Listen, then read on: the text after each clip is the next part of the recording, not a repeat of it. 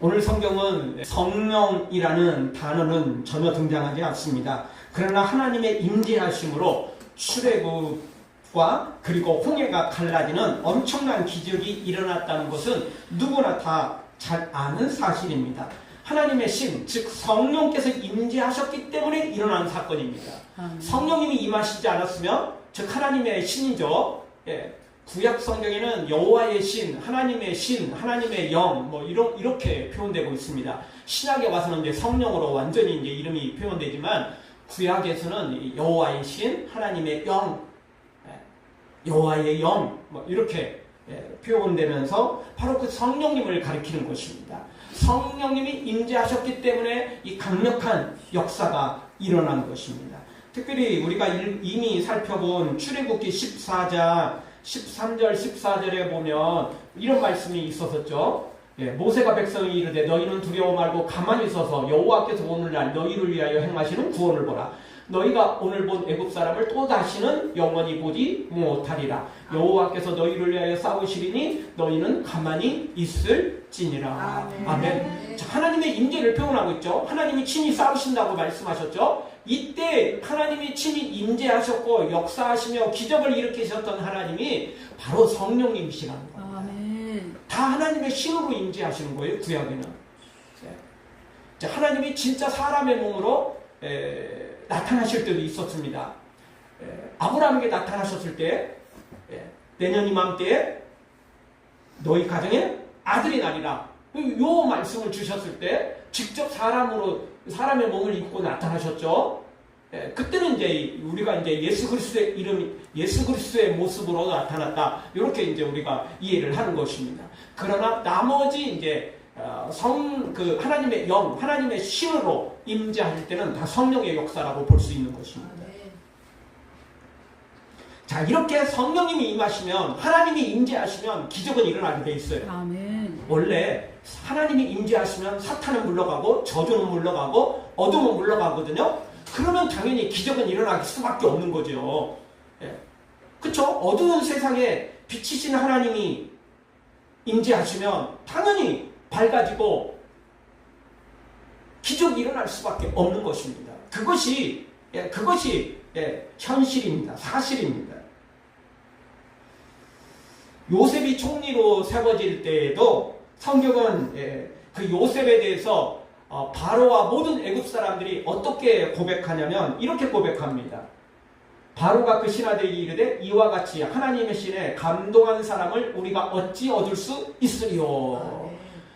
요셉에 대해서 하나님의 신에 감동된 사람이다. 이렇게 표현을 하고 있는 것입니다. 단지 이게 바로와 그의 신하들의 평가가 아니고 이거는 사실 성경의 평가입니다. 요셉은 하나님의 신에 감동된 사람이었습니다. 그래서 꿈을 해석할 수 있었고요. 그래서 미래를 볼 수 있었던 것입니다. 하나님의 신, 성령이 강력하게 임재하셨던 것입니다. 오늘 성경도 똑같습니다. 이스라엘 백성들에게 우리 하나님이, 성령님이 강력하게 임재하셨어요. 임재하셨으니까 홍해가 갈라지고, 그리고 임재하셨기 때문에 이스라엘 백성들이 무사히 또 건널 수 있었던 것입니다. 오늘은 성령 강림 주일입니다. 신약 시대인 지금은 성령님께서 모두에게 임재하셨습니다. 다만 구약 시대는 성령님이 이렇게 모두에게 임재하신 게 아니고 특별히 몇 사람들에게만, 특별히 선지자나 또 특별한 이 하나님의 사람들에게만 임재를 하셨던 것입니다. 그런데 오늘 성경은 성령님께서 이스라엘 백성 전체에게 임재하셨다고 볼 수 있습니다. 그러니까 모두가 다 무사히 걷는 거예요, 사실. 성령님이 이게 함께하지 않으면요, 여러분 기적을 맛보고도 사고가 생기고요, 사건이 생기는 거 알고 계십니까? 월드컵에서 막 우승을 하고, 우리나라 같은 경우는 월드컵 우승은 너무 어려운 일이고, 현실적으로 8강이나 4강만 들어가도 엄청난 기적이죠. 자, 이쯤 되면요, 사람들이 너무 흥분해가지고, 막 심장마비 걸리는 사람도 있고, 그냥 참 각종 사건이 일어나는 겁니다. 여러분, 너무 좋은 일이 일어났다고 다 좋은 거 아닙니다. 너무 좋은 일이, 너무 흥분된 일이 벌어지면요, 사람들이 또 그것에 맞게 또 위험한 일이 벌어지는 거예요. 조금 건강이 좀 안 좋은 사람들은 너무 흥분하고 너무 막 기뻐버리면 그것이 또 도리어 해가 될 수도 있어요. 그 이스라엘 백성들이 홍해를 건너는데 이게 보통 사건입니까?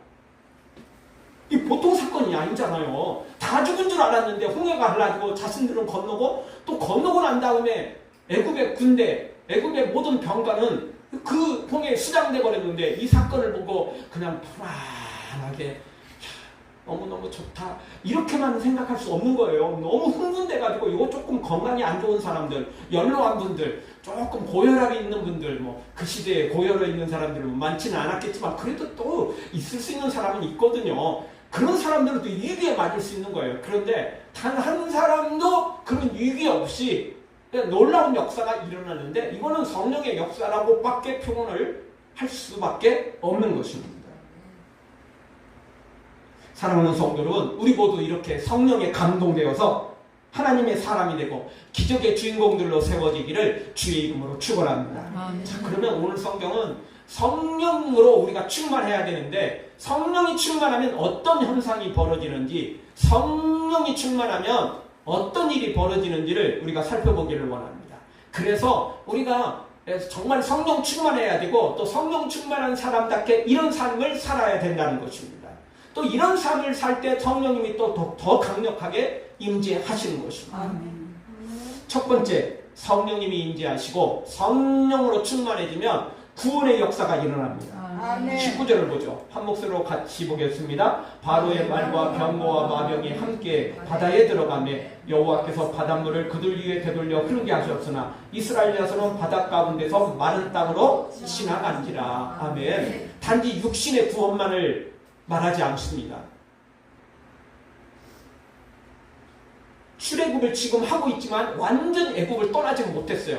10가지 재앙이 임했고 마지막 10번째 엄청난 재앙으로 탈출을 하라고 나가라고 허락이 떨어졌지만 또 뒤쫓아왔잖아요.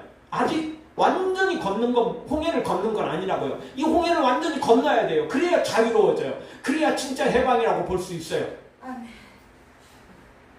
그래서 여기는 단지 육체의 구원만이 아니고 육체의 해방만이 아니고 정말 영혼의 해방까지 함께 포함되어 있는 것입니다. 아멘.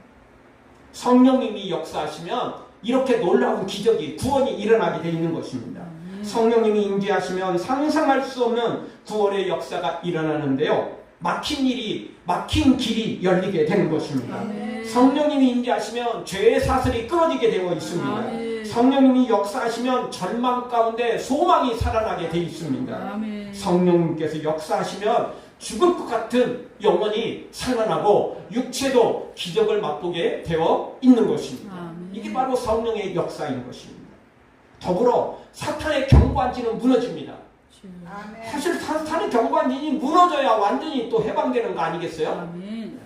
무너지지 않는데 어떻게, 내게 묶여있는데 어떻게 내가 완전히 자유롭게 돌아다닐 수 있겠어요? 묶여있으면 그렇게 못하는 거거든요. 그래서 죄의 사슬에서, 사탄의 사슬에서 완전히 풀어지게 되는 것입니다.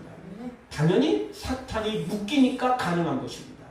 나를 얽매고 있는 사탄이, 죄가 도리어 그 사탄과 죄가 결박당하니까 우리를 더 이상 통제할 수 없고 제어할 수 없게 되는 것입니다.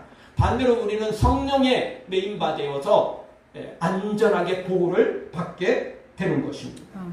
특별히 이 애굽의 최첨단 무기인 병가가 바닷 가운데 다 빠지게 됩니다. 정말 천하무적이었죠. 이 병거 때문에 다른 그 나라, 어떤 나라도 감히 애굽에 대항할 수 없었어요. 병거가 없어도 솔직히 너무나 큰 대국이어서 그 군대를 감당하기 어려웠지만 이 병거 때문에 더더욱 명함도 내밀 수 없었던 거죠.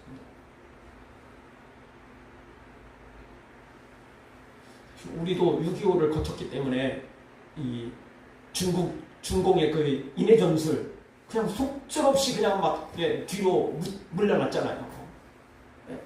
아니 진짜 다 점령했는데 그냥 그 인해 전술 때문에 그냥 막 그냥 밀려난 거 아니에요. 계속 후퇴 또 후퇴, 정말 뭐 계속 후퇴했었습니다. 그나마 38선은 우리가 후퇴했다가 밀고 올라간 거예요. 내려와서 거기서 멈춘 게 아니고 더 많이 내려왔다가 그나마 조금 올라간 것이 지금 38선인 것입니다. 그만큼 대책 없이 후퇴를 한 거예요. 참 무서운 거죠. 그것만 인해전술만 무서운 건 아니죠. 소총으로 이렇게 할 때 탱크가 내려오면 정말 장갑차 내려오면 방법이 없는 것입니다. 그만큼 이 첨단 무기들 아주 무서운 거죠. 이 당시에 애굽의 병거가 그랬습니다. 어떤 군대도 감히 대항할 수 없었던 것입니다. 천하무적이었죠. 그런데 이 모든 것들이 다 애굽의 이 모든 병거, 마병들이, 군인들이 전부 홍해에 수장돼 버리고 말았던 것입니다.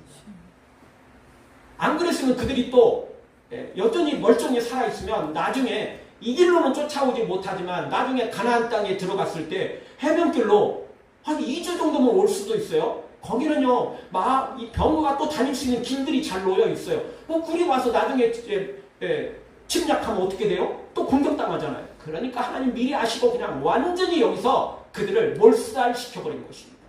그래서 오늘 아까도 읽었지만 14장 말씀이었죠. 너희가 다시는 애굽 사람을 보지 못하리라. 쫓아올 수 없는 거예요. 이제는 다시는 애굽 사람들이 이스라엘의 이자만 들어도 경기를 일으킬 만큼 하나님이 강력하게 역사를 해버리셨던 것입니다. 이게 바로 놀라운 하나님의 구원의 역사인 것입니다.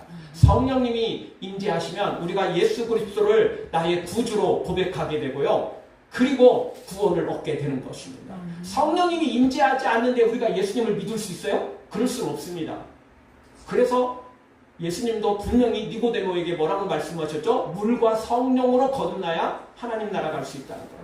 성령으로 말미암지 않고는 예수님을 주로 고백할 수 없고요. 성령으로 말미암지 않고는 거듭날 수 없고요. 성령으로 말미암지 않고는 구원에 이를 수 없는 거예요. 성령님이 우리에게 임재하셔야 예수님을 구주로 고백하게 되고 십자가의 놀라운 은혜를 체험하게 되고 성령님 임재하셔야 내가 진심으로 회개하게 되고 그리고 예수님을 닮아가게 되는 것입니다.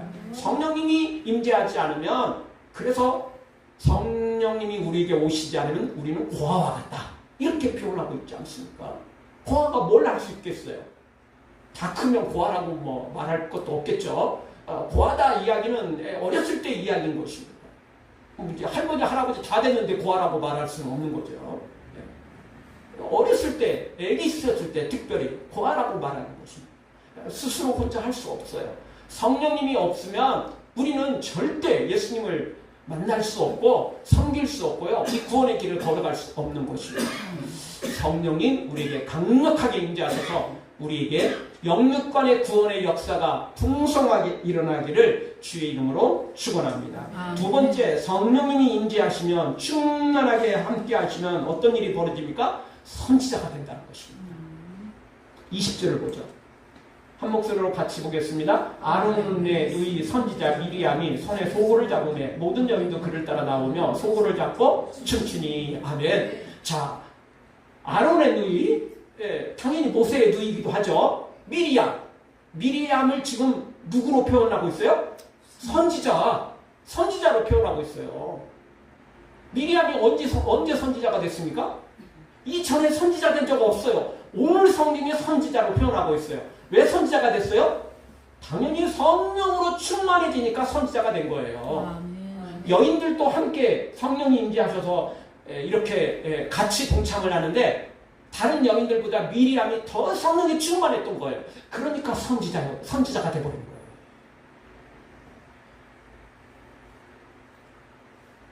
사실 모세의 누이 미리암은 이때는 성령이 충만해서 선지자가 되었지만 항상 그런 건 아닙니다. 또 성령의 충만함이 식어지고 성령의 충만함이 조금 이렇게 또 옅어지면 이 선지자 역할을 감당할 수 없는 거예요. 한 번 선지자면 영원히 선지자가 되는 겁니까? 한 번 성령으로 충만하면 영원히 충만해지는 겁니까? 그건 아닙니다. 내가 믿음으로 세워져야 되고 내가 간절히 성령님을 사모해야 되고 성령님과 동행할 때 계속 성령이 충만해지는 거지 성령이 나에게서 떠나시면 더 이상 선지자도 아니고 성령 충만도 안 되는 것입니다. 우리가 잘 알듯이 나중에 이제 이 미리암은 그 광야를 지나가면서 모세가 사별을 하고 다른 여인을 취하죠. 근데 그 여인이 이스라엘 여인이 아니었고 이방 여인이었습니다. 근데 그 이방 여인도 아마 그 동행하다가 만났으니까 결혼을 했으니까 아마 이 여인도 애굽 땅에서 같이 종살이하다가 출애굽한 사람이 아닐까 이제 생각되죠.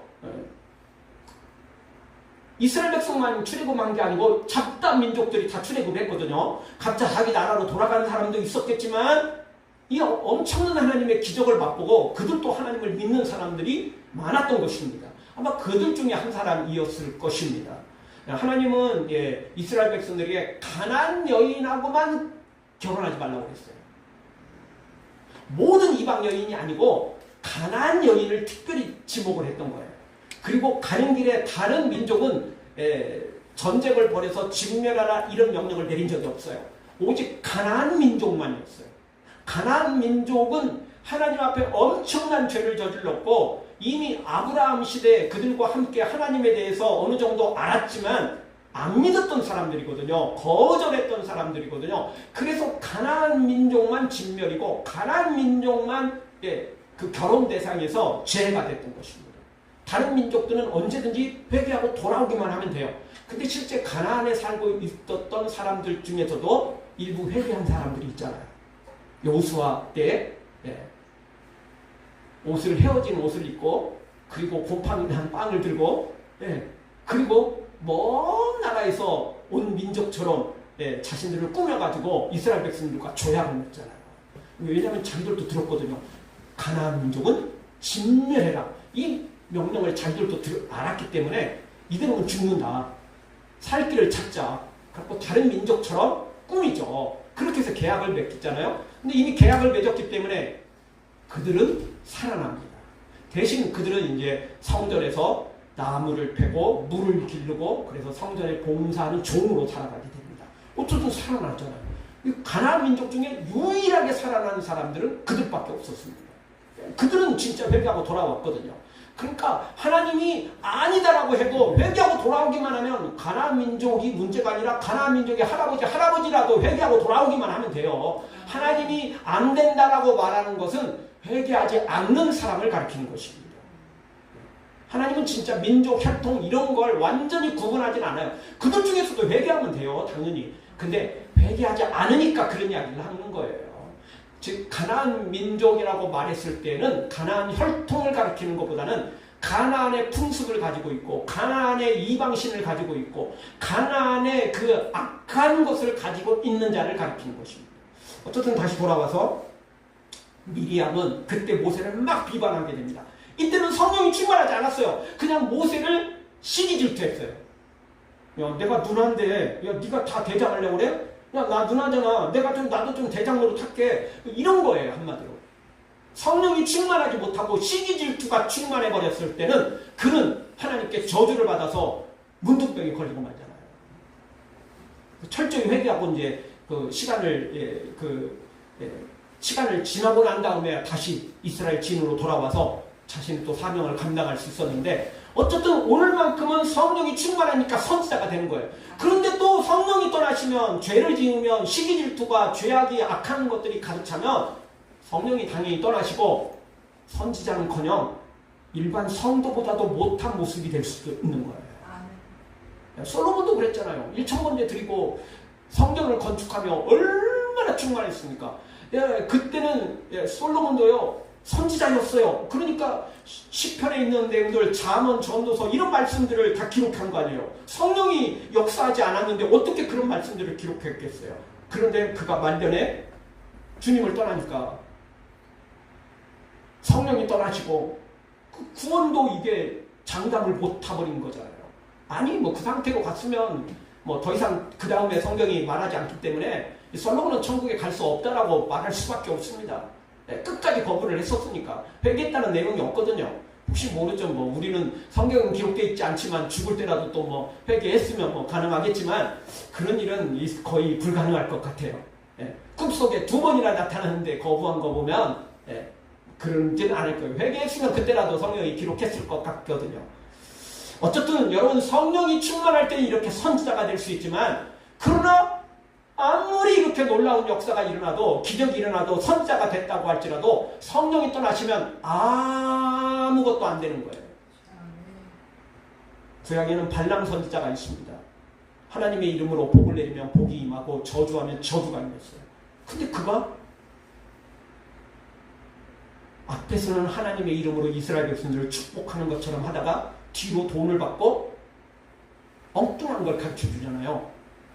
야, 이스라엘 남자들 초청해가지고 미인계 써가지고 술 먹이고 그래가지고 술 취하면 적당한 미인계 써가지고 니네들 신하한테 절하도록 만들어, 우상을 섬기도록 만들어. 그러면 하나님이 알아서 다 정리할 거야. 이런 비밀을 가르쳐 주거든요. 그래서 그는 결국 발람 선지자는 나중에 이스라엘 백성들에 의해서 모세에 의해서 그 땅을 점령당할 때 그는 죽게 됩니다. 심판받은 거거든요. 한때는 선지자였는데, 한때는 하나님의 놀라운 선지자였는데, 그럼 거기서 죽임을 당해요. 그 이야기는 곧 지옥 갔다는 거 아니에요? 그 이야기가 된 것입니다. 그때라도 회개했으면 뭐 그러지 않았겠죠. 예. 근데 이미 그에게서 성령이 떠나시니까 더 이상 회개의 영이 임하지 않는 거예요. 여러분, 우리가 회개할 수 있는 거요. 후회는 누구나 다 할 수 있어요. 성령 없이도요. 교회 안 다녀도 후회는 할 수 있어요. 근데 회개는요, 성령님이 임재하셔야만 회개가 가능한 거예요. 아멘. 후회는 누구나 할 수 있지만 회개까지 나아가려면 성령님이 임재하셔야만 가능한 것입니다.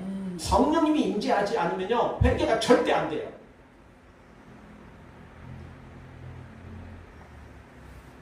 다시 돌아와서 우리는 성령 충만하면 누구든지 다 선지자가 될 수 있어요. 누구든지 다 하나님의 사랑으로 우뚝 세워질 수 있는 거예요. 여러분, 선지자가 뭡니까? 하나님의 뜻을 전하는 사람이잖아요. 아멘. 하나님의 이름을 높이는 사람이잖아요. 아멘. 그게 선지자인 것입니다.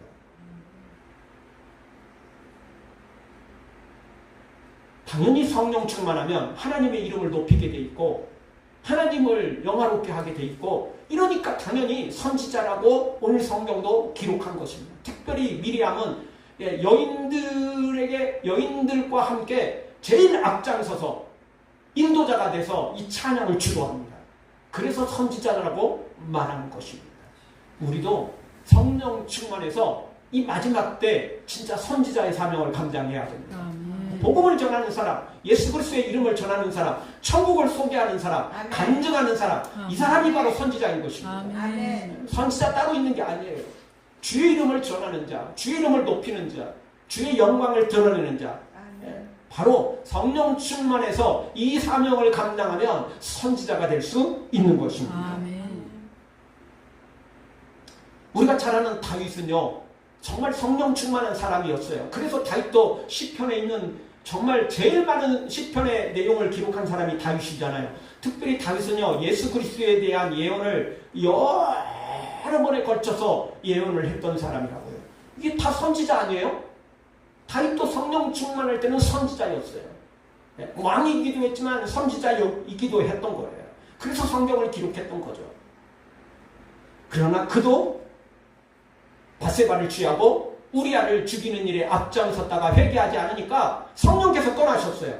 그때 이렇게 고백합니다. 시편 51편 11절.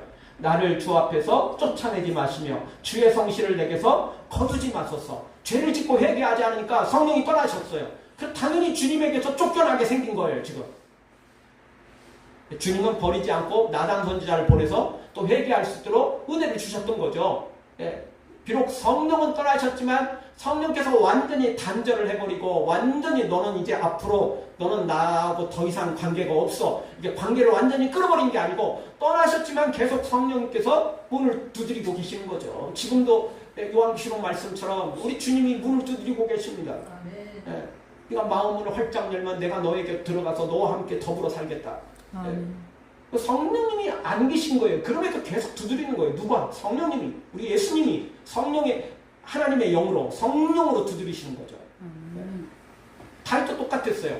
성령 충만한 그가 범죄하니까 성령이 떠나셨어요. 죄가 있는 곳에 성령이 함께하지는 않거든요. 그렇지만 성령이 단절을 하고 관계를 끊어버린 게 아니고 계속 문을 두드리는 거예요. 너 회개해라. 내가 너한테 회개할 기회를 줄게. 계속 성령이 역사하셨던 거죠.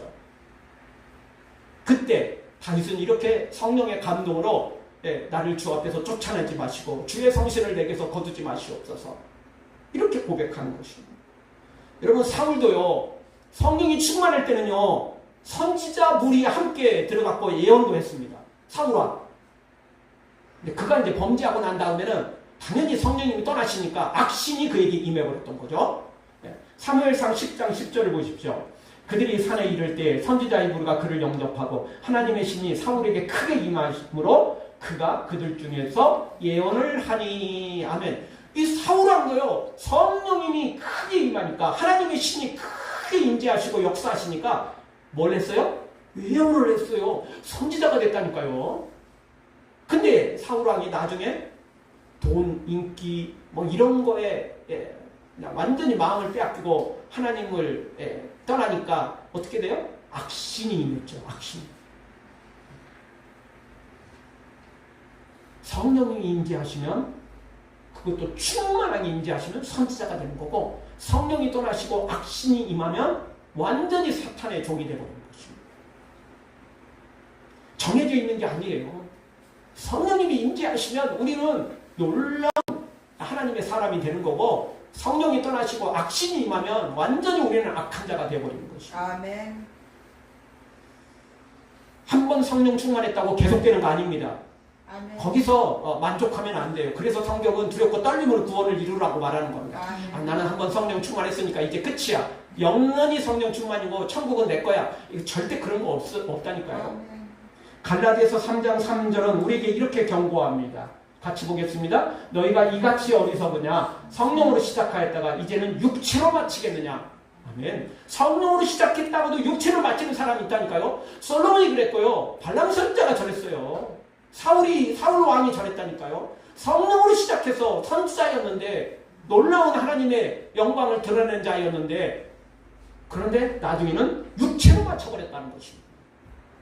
그래서 갈라디아서 6장 8절은 우리에게 이렇게 말하고 있습니다. 자기의 육체를 위하여 심는 자는 육체로부터 썩어진 것을 거두고 성령을 위하여 심는 자는 성령으로부터 영생을 거두리라. 아멘. 성령의 충만함을 입은 자는 다시는 육체를 위해서 살면 안 됩니다. 육체를 위해서 심으면 결국 썩어진 걸 거두게 돼 있어요. 지옥과 사방을 거두게 돼 있어요. 계속 성령으로 심고 성령으로 살아야 영생을 거두게 되는 것입니다. 더불어 갈라디아서 5장 25절도 이렇게 말합니다. 만일 우리가 성령으로 살면 또한 성령으로 행할지니. 아멘. 성령을 받은 사람은 계속 성령으로 행해야 돼요. 계속 성령으로 순종해야 돼요. 불순종하면 성령님이 또 떠나세요. 계속 죄를 지으면요, 죄를 짓고도 또 회개하지 않으면 성령께서 완전히 떠나시고, 그리고 그는 더 이상 성령님과 완전히 단절되어 버릴 수 있는 거예요. 하나님은 영원히 우리에게 기회를 주진 않거든요. 계속해서 문을 두드리는 것 같지만 그냥 영원히 10년, 100년, 1000년, 만년 계속 그냥 문만 두드리시는 게 아니라고요. 어느 정도 기회를 주었는데 안 되면, 더 이상 안 되면 더 이상 돼지에게는 진주를 주어지지 않아요. 아멘. 그러니 우리는 기회 있을 때 잡아야 돼요.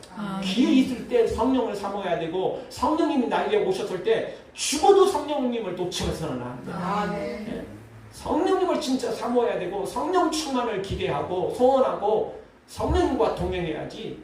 성령을 받아놓고도 충만함을 체험해놓고도 그냥 뭐 저 창고의 구석에 그냥 버려두듯이 성령님을 외면하고 있으면 큰일 나는 겁니다. 그러다가 육체를 위해 심다가, 그러다가 결국 성령이 떠나시고 큰 문제가 생길 수 있는 것입니다.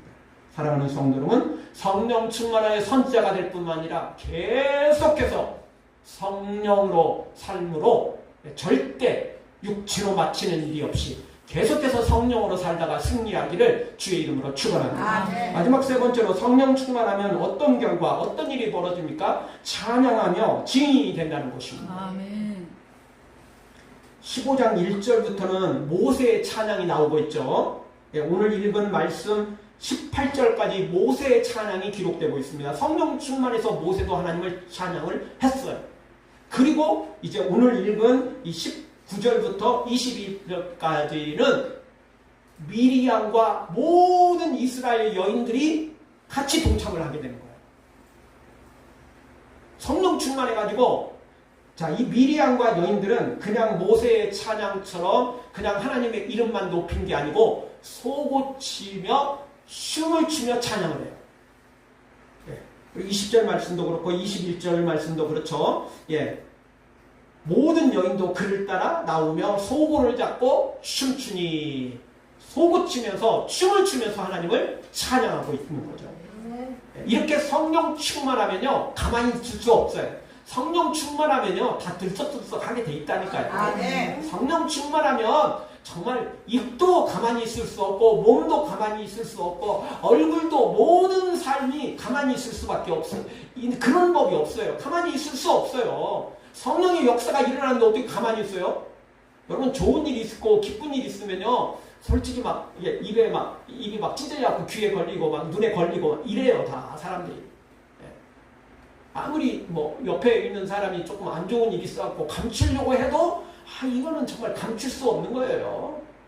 성령이 충만해지면 춤을 추며 소고를 치며 주님을 찬양하게 되어 있어요. 성령이 충만해지면요 주님을 높이고 간증하게 되어 있는 거죠. 그래서 사도행전 1장 8절에도 우리가 너무나 잘 아는 말씀, 오직 성령이 너희에게 임하시면 너희가 권능을 받고 예루살렘과 온 유대와 사마리아와 땅 끝까지 이르러 내 증인이 되리라. 아멘. 증인이 되게 돼 있어요. 성령 충만하면요 증인의 삶을 살게 돼 있어요.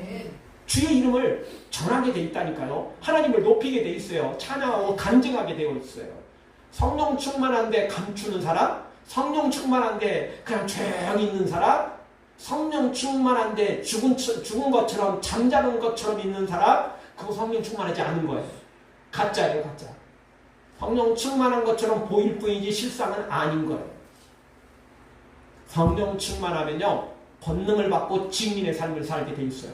성령 충만하면 하나님을 높이고 찬양하고 간증하게 되어 있는 거죠. 그래서 오늘 성경도 성령 충만해지니까 미리암을 중심으로 모든 여인들이 소고를 잡고 춤을 추며 하나님을 높이고 있는 거죠. 그 내용도 20절과 21절 내용들을 보면 하나님을 높이는데 애국 군대는 멸하시고 하나님의 높고 영원하신 이름을 찬양하고 그리고 하나님이 우리를 살려주신 것에 대해서 정말 주의 이름을 높이고 찬양하고 있는 것을 보게 됩니다. 성령 충만하면요 입술이 달라지고요 그래서 원망 대신 감사가 나오게 되어 있는 것입니다. 성령 충만하면요 불평 대신 찬양이 나오게 되어 있는 것입니다. 침묵 대신 간증이 흘러나오게 되어 있는 것입니다.